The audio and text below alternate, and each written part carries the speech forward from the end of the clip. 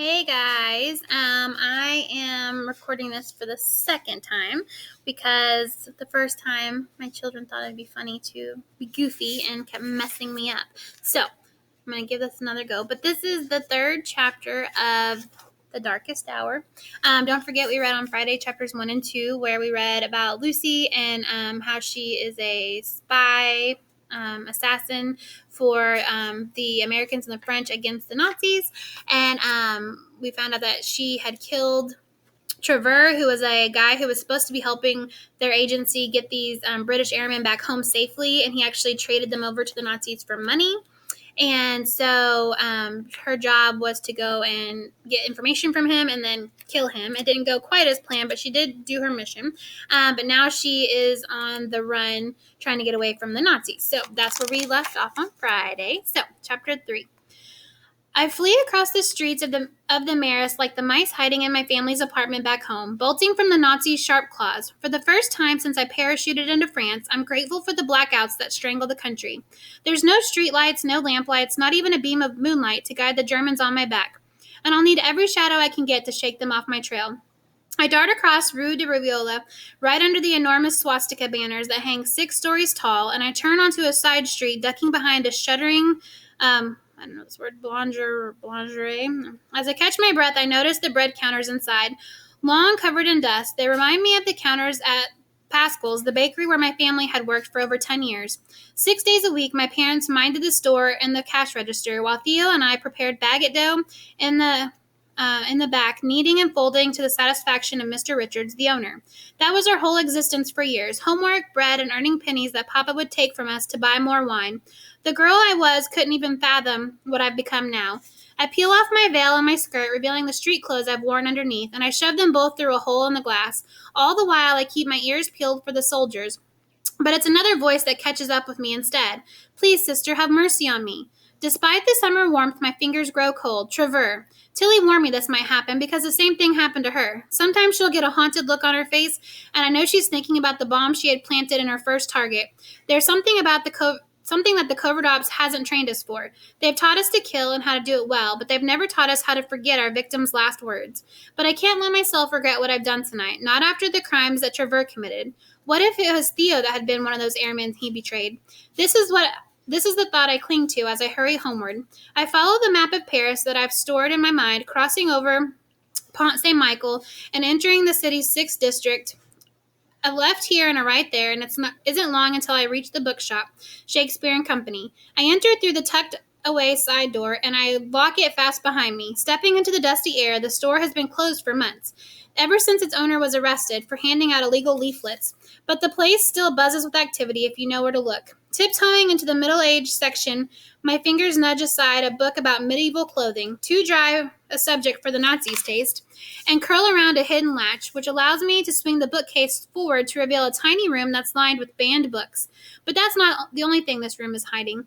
I kick aside a well-worn rug to reveal a wooden hatch underneath, covert ops' front door. I knock against the hatch 5 times, our signal that I'm a friendly, and I wait a second before unlocking it and heaving it open. A face stares up at me in the darkness. Sabine, I gasp. It's a good thing I wasn't holding my pistol, because I might have fired off a round. What are you doing here? Sabine pops her head out, but doesn't ask me if I'm all right. Candlelight trickles up from the hatch, illuminating her pretty heart-shaped face. Well, pretty is too mild a word for her. Sabine is beautiful through and through, with Hollywood looks and flawless bronze skin. Even though it's the end of the day, there isn't a single black hair askewed on her head. She might as well have stepped off the cover of Glamour magazine. Major Harkin asked me to wait for you, Sabine says in French. I've been sitting here for over half an hour. Don't flip your wig. I'm here now, aren't I? Wig, she frowns. I'm not wearing a wig. Never mind, it's something we say back home. I see. She sniffles. I despise that when she does that. When I slurp my water, she sniffs. When I mispronounce French slang, she sniffs. Or when I roll my eyes at Major Harkin. Sniff, sniff, sniff. After what I've gone through tonight, I was ready to elbow her in her pretty, perfectly pointed nose. But Harkin would be livid if I ruined the face of his most prized protege. He tapped her to become one of the first agents of the covert ops, thanks to her exploits in Paris as part of the homegrown French resistance. Covert ops may be an American organization, but half our agents are French-born. Sabine is one of them, half French on her father's side, half Algerian on her mother's, and a thorn in my side entirely. As she's always done, Sabine gets straight to the point. Did you kill the traitor or not? Give me some room so I can get down. You didn't answer the question. I don't have to. I don't report to you. I squeeze past Sabine and climb down the ladder into our cramped quarters. A flickering candle sconce greets me at the bottom rung, the sole light source in the musty hallway. An old mirror hangs next to the sconce, and I catch a glimpse of myself in it. My hair is a sweaty wreck, and my brown eyes still have a frantic look about them, but I can breathe a little easier now that I'm home.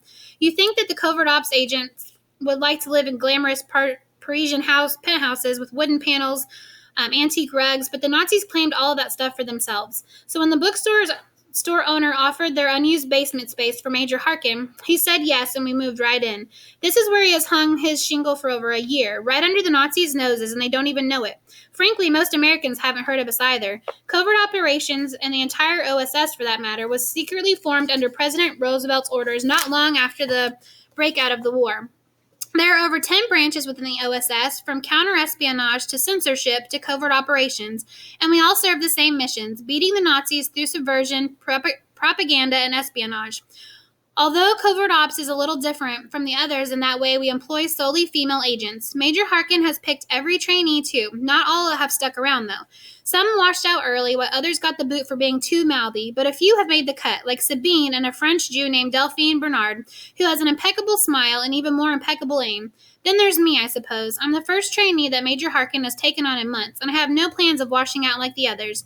Sabine leaps down the ladder, nimble as a Siamese cat. Matilda hasn't returned from her assignment. I nod, wishing Tilly would have been the one to greet me instead of Sabine. But Tilly is busy trailing our next target, a Madame Favre, who's suspected of spying on the resistance for her German boyfriend. Where's Major Harkin? I say as Sabine leads me down the hall. Doors flank us on both sides. There's a wardrobe closet that houses our many disguises, and a gadget storeroom that contains most of our clever weapons, like a gun hidden in a tube of lipstick, a bomb disguised as a black rat. Down the way, there are several bunk rooms as well, enough to accommodate all 10 of our agents if we descend upon headquarters at the same time. But that hasn't happened since I've been in France. They're too busy bombing Nazi barracks, sniffing out collaborators, and taking out said collaborators before reapplying their rogue and sneaking away. When we reach Harkin's office, Sabine gives the door a knock. I brought Lucy, as you instructed, sir.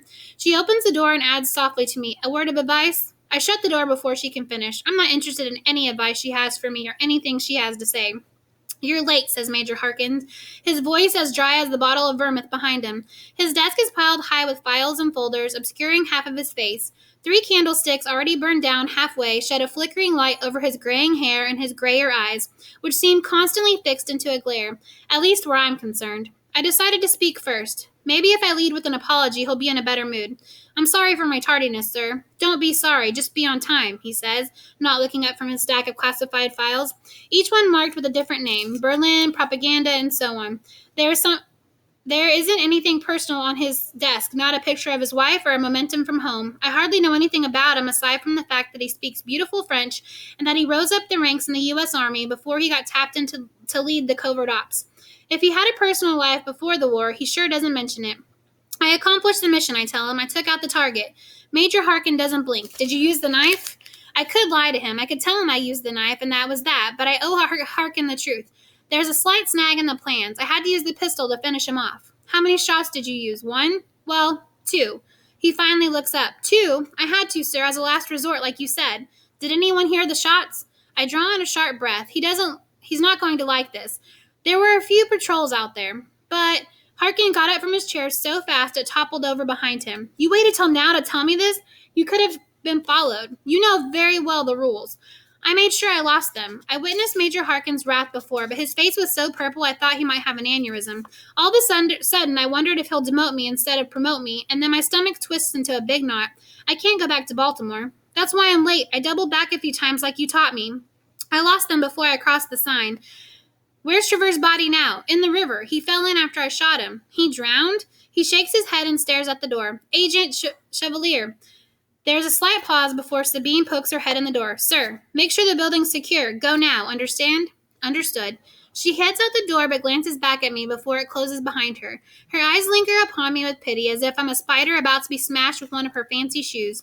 I look back at Major Harkin, and all of my frustration with Sabine gives way under his disappointed stare. I'm sorry, but I took out Trevor like you asked. I might have gotten a little sloppy, but sloppy isn't half of it. You had a simple mission: interrogate the witness and kill him. I did both. Hardly. If he drowned, then the sign killed him, not you. He's dead either way, I offer weakly. A dead body floating down the river is not what I had in mind when I sent you on the mission. What happened to discretion?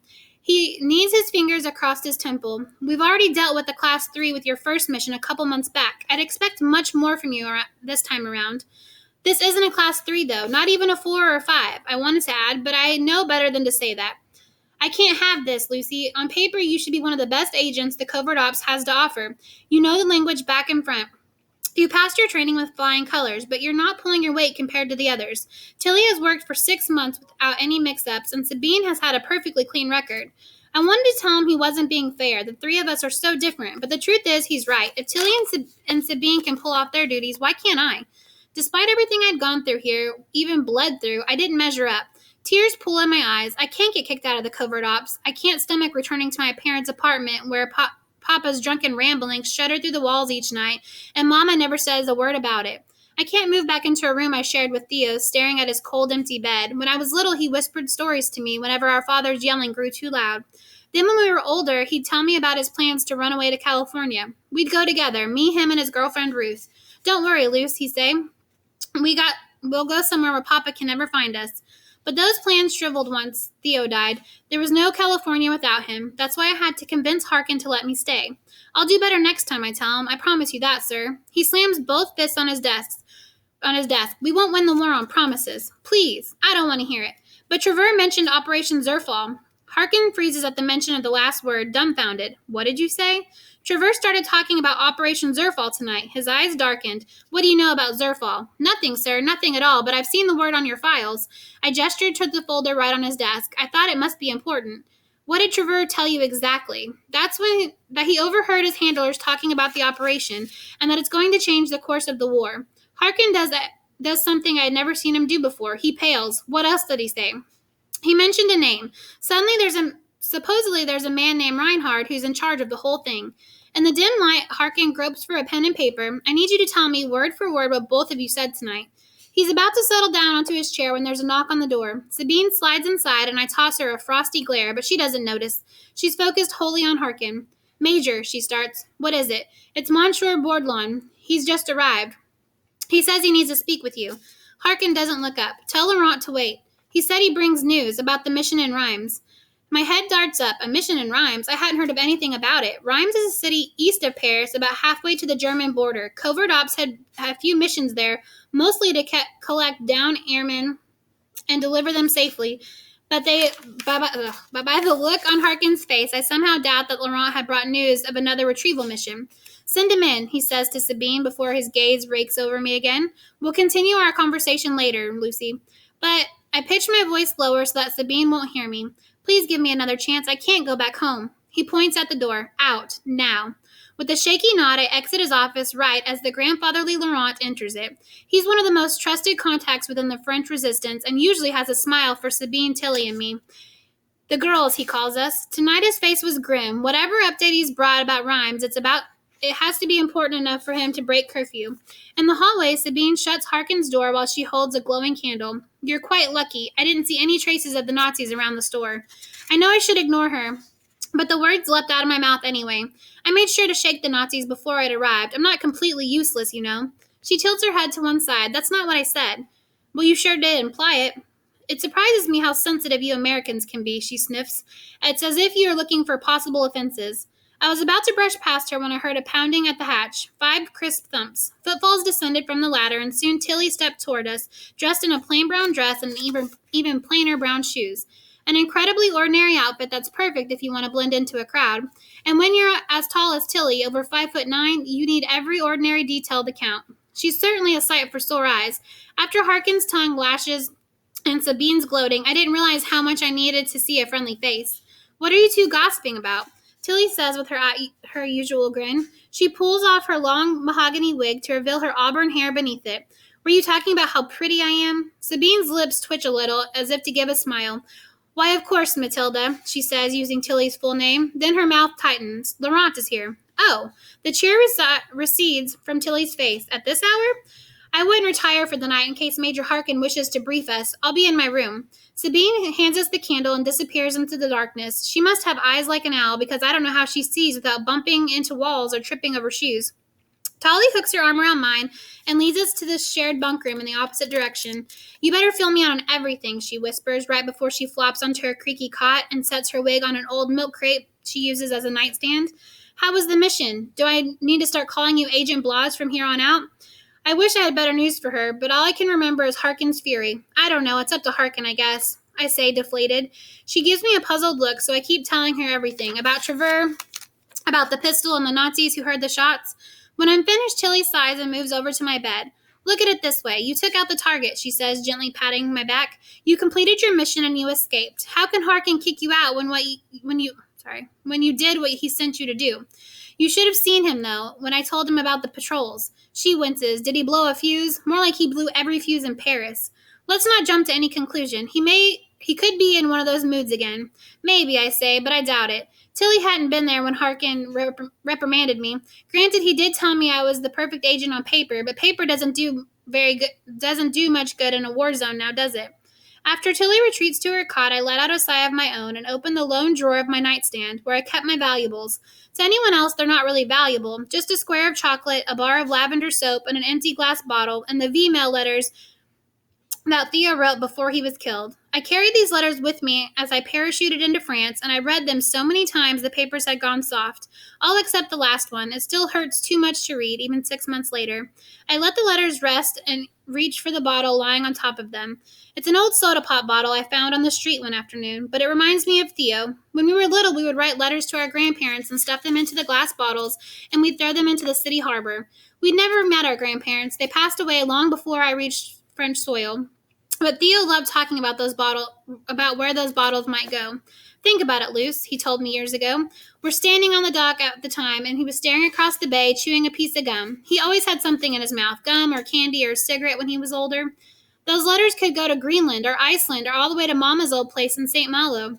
That's awfully far, I said. I didn't know where Greenland or Iceland were, but I did know where Mama had grown up in St. Malo, a whole ocean away. Not that far, but I'll go there one day. You better bring me too, if you'll fit in my suitcase. Theo, I'm joking. He winked at me and I could see traces of the bruise around his jaw that Papa had given him. Those bruises had been meant for me. I was the one who had burned the bakery croissants, but Theo had taken the blame when Papa saw blackened trays. We'll buy a big fancy sailboat. Could we buy a butler? He laughed. A butler? Yeah, we could name him Sir Chive. That sounds fancy, doesn't it? He could be British. You sure say some crazy things. When I blushed, he slung his arm around me. We'll call him Sir Chive if that's what you want. Can we bring Mama with us too? We wouldn't leave without her. He didn't mention a word about Papa, and I didn't either. There was nothing to be said that we didn't already know. That we'd happily pile into a sailboat and turn our backs on Baltimore if that meant never seeing our father again. I placed the bottle back into place and shut the drawer tight. Harkin has forbidden us to have any personal items at headquarters in case we're ever compromised, but Tilly and I had to be discreet. In her own nightstand, she had a small bottle of champagne that was a gift from Delphine and a silk handkerchief from her mother that reminds her of home, although home is a loose term in her case. Tilly's family has houses all over the world and in places I've never heard of before, like Porto and Cantina. Her grandfather made a fortune in the firework business, and now the Fairbanks family had some of the deepest pockets in all of America, plenty to buy a seat in Congress for one uncle and a governorship for another. That's how her parents can afford their multiple mansions, though Tilly considers only one place home, the Academy for Girls. It was a boarding school in Paris where she'd lived since she was 7. She can speak French like a native, and that's one of the reasons why Major Harkin tapped her for covert ops, along with her first-hand knowledge of explosives. She's our bang and burn specialist, demolitions and sabotage. Before I can ask Tilly about what she was up to tonight, there was a rap at the door. I sigh because it has to be Sabine. We'll keep our voices down, I call out, but the door opens and Sabine is nowhere in sight. It's Major Harkin. Both Tilly and I jump to our feet. Get to the meeting room now, Harkin says. Tilly hurries towards him, although I linger in place. Does he plan on giving me the sack in front of everyone? Come on, Harkin jabs a finger at me, and I dart out the bunk room. Is everything all right, Major? I ask slowly, but Harkin throws his hands up. Nothing is all right. He snaps. Then, in the chilly dimness of the hallway, he tells us something that makes my very bones shudder. We have a Class 1 crisis on our hands. So, that was chapter 3. So, we will figure out what a Class 1 crisis is hopefully tomorrow. So, have a good night, and I will see you guys tomorrow.